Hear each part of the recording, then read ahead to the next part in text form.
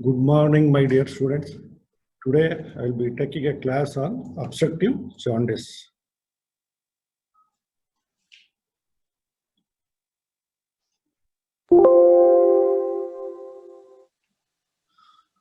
See, obstructive jaundice is a very interesting topic for clinical case discussion. Not uncommon in hospital to have a jaundice patient. Many different causes and different modalities of management makes it interesting. Common clinical case questions, clinical case discussion for the students in examination. So all of you know the jaundice may be pre-hepatic jaundice, hepatic jaundice, and post-hepatic jaundice. So coming to the obstructive jaundice, jaundice that occurs due to obstruction of the outflow of bile. So since these cases need a surgical management, it is also known as a surgical jaundice. It is usually due to increased conjugated bilirubin in the blood. So this is the photograph showing the biliary tree. This is the common, this is the gallbladder. So it is joined by forms cystic duct, and common hepatic duct and cystic duct forms the common bile duct. So pancreatic duct joins the common bile duct and opens into the second part of the duodenum.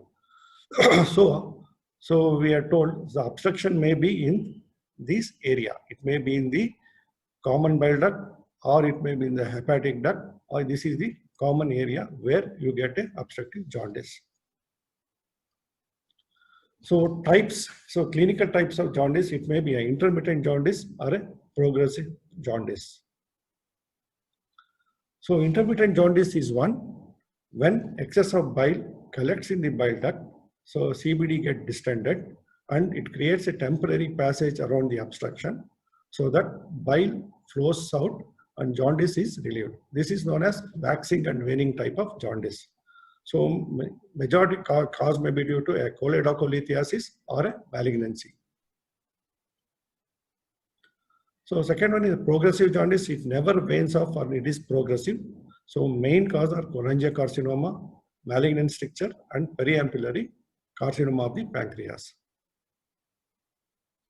So these are the numerous causes for obstructive jaundice.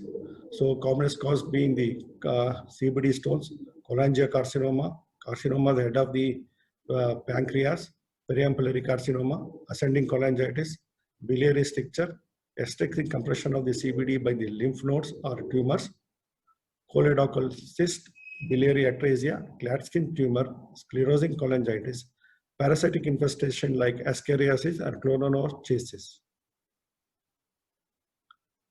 So according to the Benjamin classification for obstructive jaundice, it may be a type 1, type 2, type 3, type 4. Type 1 is complete obstruction. It may be due to a pancreatic tumor, cholangiocarcinoma, CBD lication, especially iatrogenic, primary or secondary liver tumors. So type 2 is intermittent obstruction, choledocholithiasis, periampullary tumor, choledochal cyst, bile duct papilloma, hemobilia, duodenal diverticula, and biliary parasites. So type 3 is chronic incomplete obstruction. It may be due to bile duct stricture, it may be congenital or traumatic, post-radiotherapy, chronic pancreatitis, cystic fibrosis, sphincter of Oddi stenosis. So type 4, segmental obstruction due to trauma, sclerosing cholangitis, cholangiocarcinoma, intrahepatic biliary stones, hepatolithiasis. So what are the effects of obstructive jaundice? So on the liver, so liver get enlarged, they are stained with a green bile stain liver known as hydrohepatosis.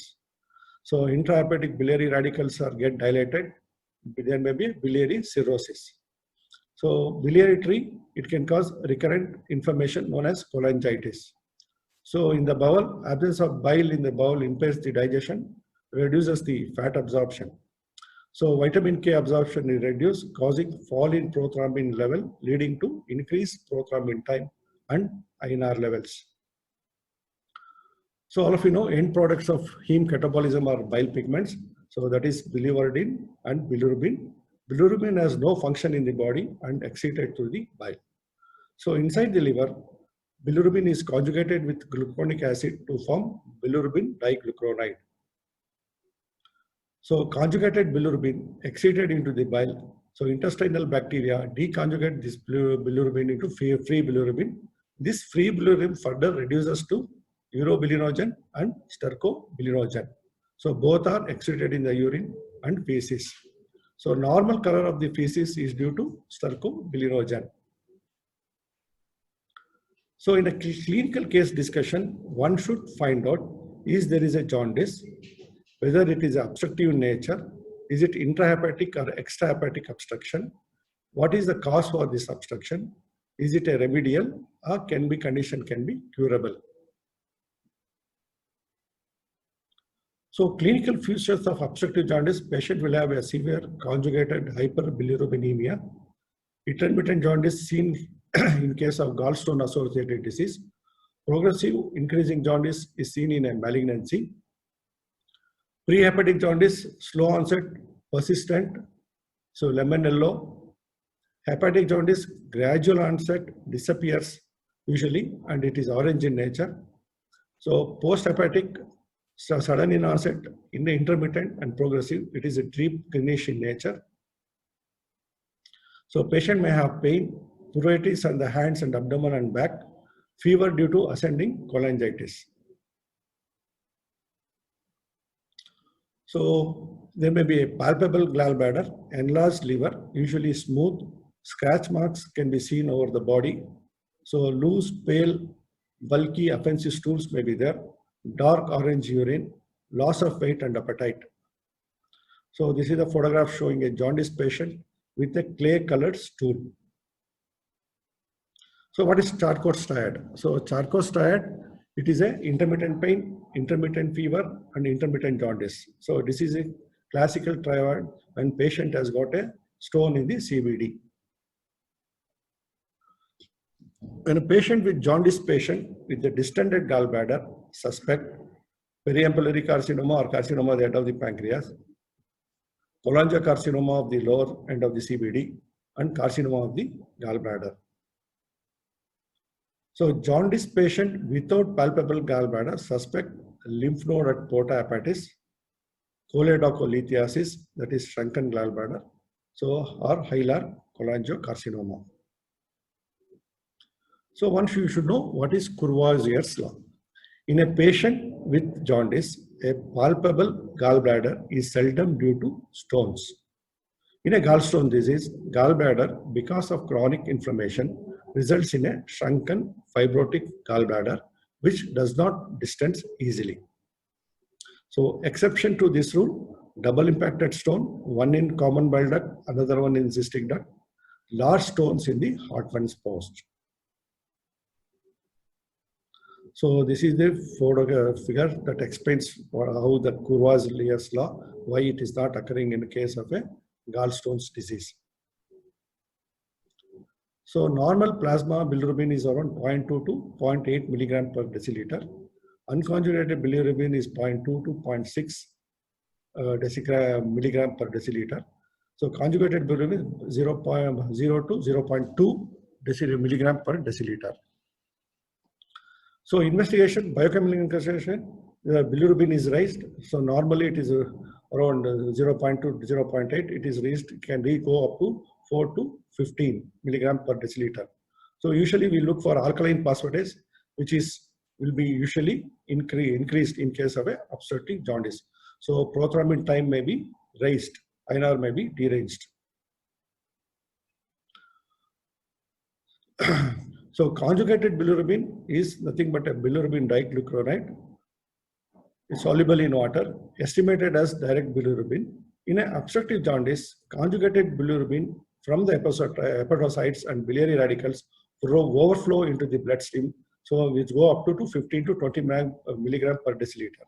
Whereas in case of a hemolytic jaundice, that is prehepatic, unconjugated bilirubin overloads the liver and detected as elevated bilirubin in the blood. So in urine, urinobilirubin is absent, or in case of a complete obstructive jaundice, bilirubinuria in a bilirubin is increased, so that can be detected by the Foch's test. Urobilinogen reduced or absent, so which can be detected by Ehrlich's test. So in the stool fecal circumbilinogen reduced or absent, fecal urinobilinogen decreased or in case of incomplete obstruction, fecal urinobilinogen absent in case of a complete obstruction. So radiological investigation when it comes, so ultrasound is a definitive role to play a role in a case of obstructive jaundice. So it is an initial imaging modality of choice. It is accurate, readily available, inexpensive, quick to perform, but operator dependent. So what are the things you are going to find out in an ultrasound? So you can see whether a number of stones in the common bile duct, biliary calculi, size of the gallbladder, size of the common bile duct, presence of stone within the biliary tree, and intrahepatic biliary radical dilatation. So it can differentiate between extra or intrahepatic biliary obstruction and level of obstruction in case of jaundice. So this is a photograph showing the ultrasonography showing the portal vein, bile duct, and the inferior vena cava. So CCT abdomen. So CCT abdomen identifies a GB stone, number and size of the stone, GB mass, extent of growth if present in GB or in common bile duct. Any growth in the common bile duct or in common hepatic duct can identify the severity and degree of obstruction. Extensive mass comprising of CBD. So no, it is not operator dependent. So this is the CT scan showing the CBD mass, that is pancreatic mass. So next investigation is ERCP, so endoscopic retrograde pancreaticocholangiography. So done using a side viewing endoscope, the ampulla of water can be identified and cannulated. So injection of water-soluble contracts directly into the bile duct provides an excellent image of ductal anatomy and can identify the cause of obstruction such as stone or malignant stricture. In an obstructive jaundice, it is especially useful in determining the cause and level of obstruction. So this is a setup showing the ERCP setup. So where side wing endoscope is in pass to the second part of the duodenum. So ampulla of water is cannulated. They pass a guide wire through which they pass an injected dye into the biliary system. So what are the uses of ERCP? So bile can be, so you can aspirate the bile and can be sent for cytological and microbiological examination. Brushings can be taken up for strictures for cytological study. So brushing taken up from the stricture site for a cytological study. Therapeutic interventions such as stone removal or stent can be placement to relieve the obstruction can be performed. Thus, ERCP has evolved into a mainly therapeutic rather than a diagnostic technique. So this is the ERCP picture. You can see this is the pancreatic duct, this is the common bile duct, and intrahepatic biliary radicals. So magnetic resonance cholangiopancreatography, also known as MRCP, based on nuclear magnetic resonance, used to image the gallbladder and biliary system and pancreatic duct system. It is non-invasive, provides either cross-sectional or projectional images. Contrast is not required. Excellent images can be obtained of the biliary tree that demonstrate the ductal obstruction, strictures, and other ductal abnormalities. This is the photograph MRCP picture showing this is the pancreatic duct, this is the common bile duct, this is the duodenum. So this is another MRCP picture showing the pancreatic duct obstruction. So percutaneous transhepatic cholangiography. So invasive technique in which the bile ducts are cannulated directly under fluoroscopic control. A needle that is known as Chiba or Okuda needle is introduced percutaneously into the liver substance. So under radiological control, either ultrasound or CT, the bile duct is cannulated to drain the bile. So this is for biliary system decompression. So this is the percutaneous transhepatic cholangiography due to a hilar stricture. So you can see the Chiba needle passed and dye is injected. Choledocholithiasis. So presence of caliculi in the biliary tree other than the gallbladder and cystic duct known as choledocholithiasis, usually present with intermittent jaundice and associated with infection, that is ascending cholangitis, presents with Charcot's triad. So it is two types. The primary one, the brown pigment stones, that is formed within the bile duct. The secondary stones, the black pigment stones or cholesterol stones, usually originate in the gallbladder and traveled into the bile duct. Patient management, patient is rehydrated and supportive treatment is given. ERCP and removal of stone with a Dormia basket is attempted. If successful, then you plan for a laparoscopic cholecystectomy is done. If all stones could not be extracted, then choledochotomy with either laparoscopy or open method can be done. So ERCP and stone, so you do endoscopic papillotomy is done, preferred for first technique with a sphincterotomy. Stone extraction is a treatment of choice at present, and surgery is reserved only for those cases where extraction is not impossible. So this is the setup. So this is showing the Dormia basket. So to remove the stone from the common bile duct.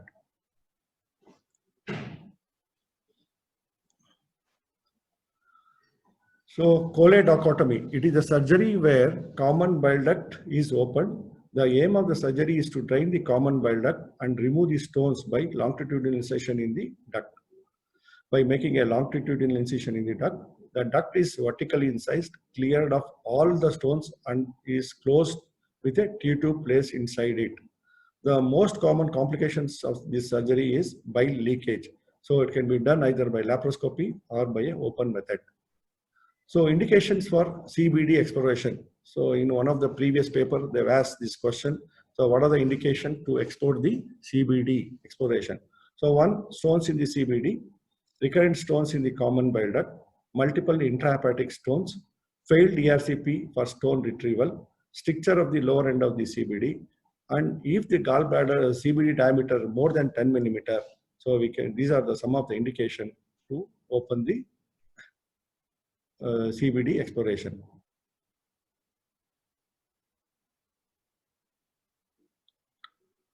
So this is the photograph where they have put a T-tube. This is a T-tube where they have put into the common bile duct and they have brought out. So stricture of the biliary tree. So stricture is defined as an abnormal, abrupt narrowing of the biliary tree leading to decreased or absent bile flow across it. So there are usually two types. So it may be benign and malignant. Usually benign is usually non-progressive. Malignant, progressive. Mainly it is due to cholangiocarcinoma. So causes for benign biliary stricture. So it may be congenital. It may be bile duct injury during surgery, iatrogenic, especially surgeries like cholecystectomy, choledochotomy, gastrectomy, hepatic resection, and transplantation.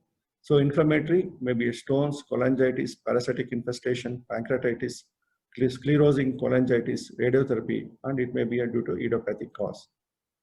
So investigation, so you do a routine LFT, you do an ultrasound of the abdomen, so MRCP, CT abdomen, and if possible ERCP and biopsy of the stricture. So treatment, ERCP and stenting across the lesion in case of a benign lesion. So palliative stenting in case of a malignant stricture. Surgery if the tumor is resectable. PTBD, percutaneous transhepatic biliary drainage if other measures are failed.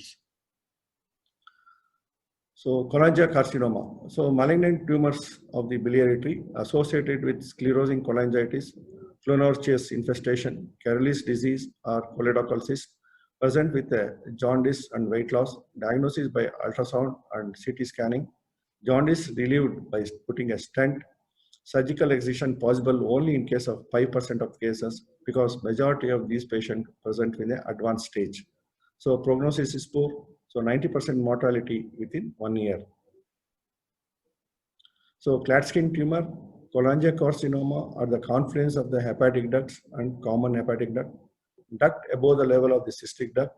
It causes obstructive jaundice with hydrohepatosis without enlargement of the gallbladder. So coming to the periampullary carcinoma of the pancreas, so we're going to talk this detail when you take a class on pancreas. So it is tumors around the ampulla and the duodenum can cause obstruction to the bile flow and can present with a obstructive jaundice. Usually arise from the head of the pancreas or near the ampulla fata of the duodenum. So treatment for periampullary carcinoma is pancreaticoduodenectomy, that is also known as Whipple's procedure. So parasitic infestation, so biliary ascariasis, it may enter the biliary tree through the ampulla of Vater and cause biliary obstruction. Complications include stricture, suppurative cholangitis, liver abscess, and empyema of gallbladder. The chlorothiasis, it may enter the biliary tree through the ampulla of Vater and cause biliary obstruction. Complications include stricture, suppurative cholangitis, liver abscess, and empyema of the gallbladder. So hydatid disease, the hydatid cyst rupture and enters the intrahepatic biliary radicals in the liver that cause biliary obstruction. So complications include stricture, suppurative cholangitis, liver abscess, and empyema of the gallbladder. So coming to the nutshell in the management of obstructive jaundice. So when you see a patient with obstructive jaundice, you subject the patient for ultrasound, you see whether intrahepatic biliary radicals are dilated or not. Then you find out whether gallbladder distended or gallbladder is not distended. If gallbladder distended, suspect it may be due to a periampullary carcinoma.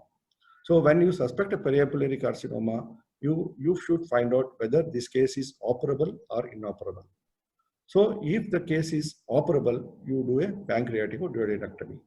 If case is inoperable, so you have to do a palliative measure. So where you want main aim is to relieve the jaundice. So on the other side, if the patient gallbladder is not distended, so it may be due to a GB stone. So if it is a stone, it may be a stone in the common bile duct. So when the stone in the common bile duct, subject the patient for ERCP.